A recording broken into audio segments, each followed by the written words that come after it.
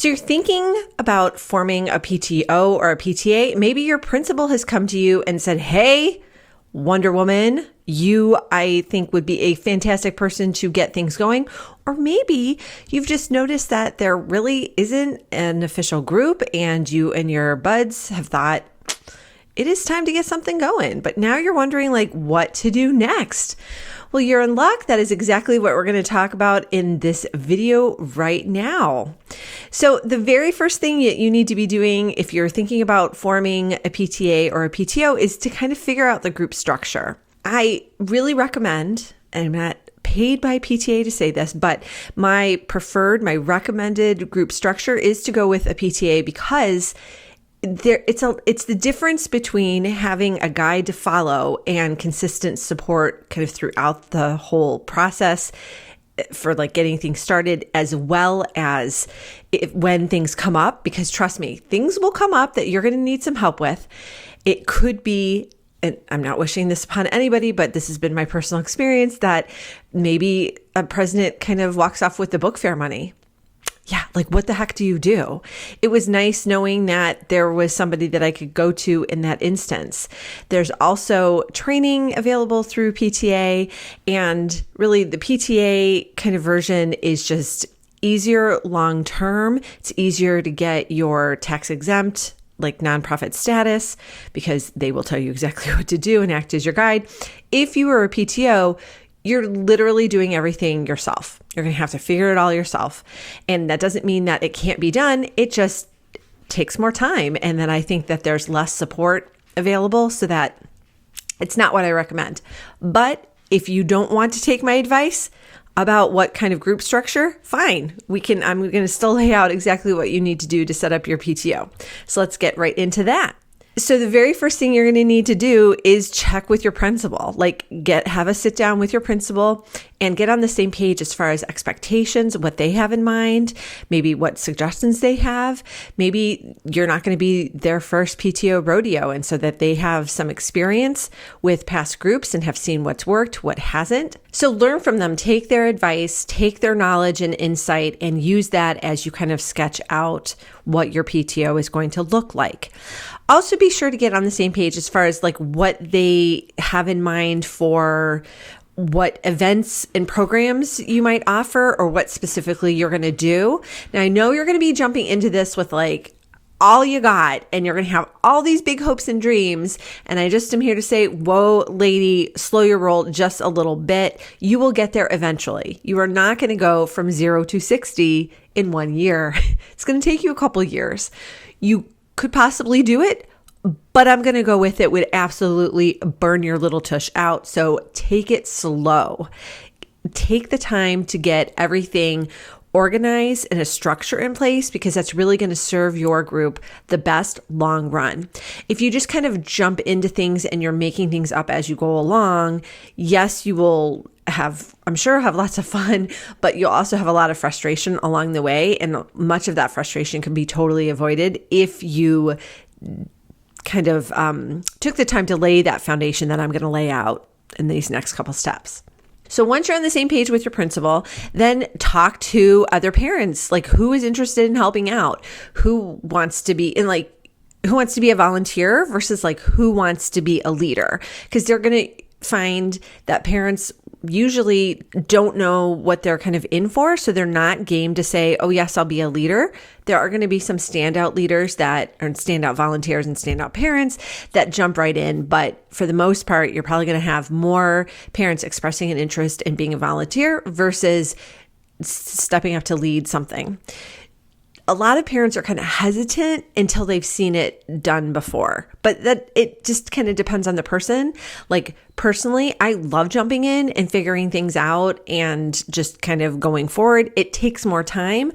I also really enjoy looking at something that's already been done and kind of refining, figuring out a way to improve upon it, make it less work, because most things that PTOs are a heck of a lot of work. And so it can quickly consume your life if you're not paying attention. And so I'm always looking for ways to minimize that, because I also enjoy gardening and would love to get out and put down fertilizer today, for example. Another kind of component to your PTO is the T, right? The teacher in PTO. So go ahead and maybe there's a teacher that you have a certain fondness for. Ask them if they would be interested in being a liaison. And if they are, great. And if not, ask for a suggestion. You can also ask your principal if the principal has a good relationship with the staff.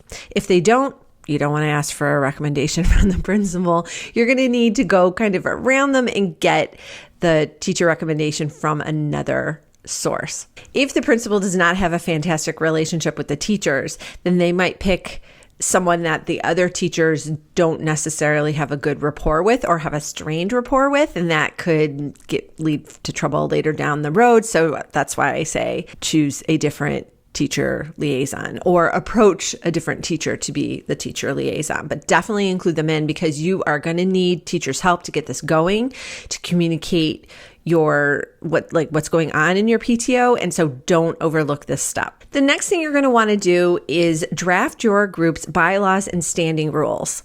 Now, for your bylaws, I have a whole separate video and a really extensive article that talks about how to draft your bylaws and standing rules, and they are going to evolve with time. So know that this is just like anything else. This is going to be a first draft. They're supposed to be living, breathing documents, and this is something that a lot of groups skip because they think, we don't need that. And that sounds like a lot of work.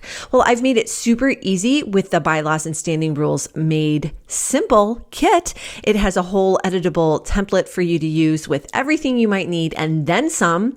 So you can pick and choose what is applicable to how you want to set up your group and keep those in the template. Kind of delete the other sections, tweak everything to be customized for your group, and you will be good to go. So don't miss this opportunity to literally get on the same page with everybody so everyone has the same shared understanding about what your PTO is all about, what the aims of the group are. It really goes a long way to heading off conflicts before they even start and making sure that people know what they are supposed to do. So a lot of groups get stuck on like, well, what is a vice president supposed to do?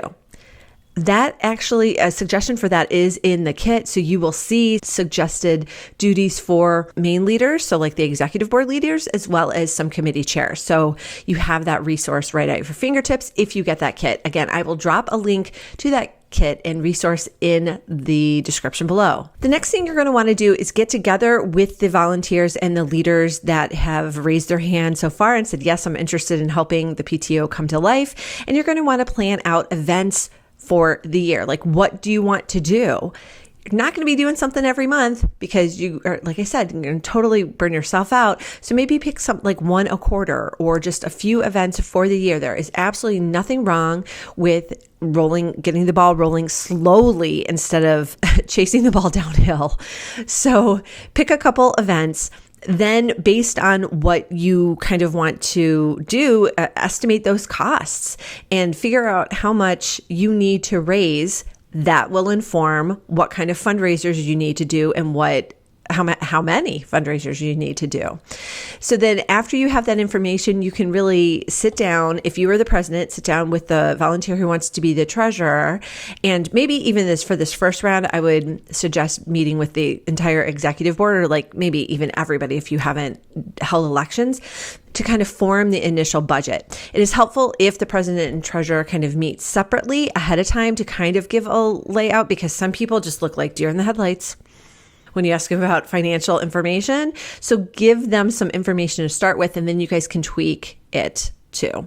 So I will link to a blog post about how to set a budget, like how you even come up with it, the whole process, how you come up with numbers to put in there. You're not just pulling them out of the air there. It's based on something, and I let you know in that blog post, so make sure to check that out. The next thing you're going to want to do is, if you haven't already, I would highly encourage you to join the Superstar PTO Leaders Facebook group. Right now, there's about 8,000 leaders just like you, ready and waiting for you to ask questions, share their best tips and ideas about everything PTO and PTA. So go ahead and request to join that group. It's free. And again, I've dropped a link in the description below. The next thing you're going to want to do is equip yourself and your other volunteers and leaders with some resources and training. So I would highly suggest that you get a copy of the PTO Success Kit. This is a compilation, like a huge bundle of over 29 different resources that will help every single volunteer in your group with templates that they can use so that you don't have to recreate the wheel there, as well as training. So I will drop a link to that resource too. It is super helpful. It has been refined over the last like 8 years, 7 years, something like that. And so it is really what leaders need to learn their positions, and it really slashes the learning curve and helps you and your fellow teammates get up to speed. It slashes the learning curve so that you and your teammates can actually PTO and run your PTO without learning how to do it first. So you will come in a couple legs up and hit the ground running versus having to start at ground zero and be like, wait, what do we do for this? The last step in getting a PTO up and running is to have fun. So I want you to enjoy the process, because the new beginnings and the possibilities of what you can create here are really endless, and I think are so exciting. I absolutely, if you haven't already noticed, I really do love talking about PTOs. I love working in PTOs, even when things are challenging. But I think that you have a really unparalleled opportunity to create something special for your school community and give yourself a way to, yourself and others, a way to give back to the school community to make things more fabulous for everybody that's involved. Congratulations, and good for you for stepping up. And I have a ton more of information on my blog at ptoanswers.com. So be sure to check out that resource too. So I hope that you have enjoyed this video and that you feel more comfortable now that you know exactly what you have ahead of you to do. I've given you the complete checklist, and there also is a blog post that goes through all of these things too. So I've dropped that link in the description as well. So everything I've talked about is down in the description. So be sure to check out those resources that are linked in the description below, and I will see you in the next video. Want even more guidance on how to be a stronger leader so you can run a better PTO or PTA? All these resources and more are waiting for you at ptoanswers.com.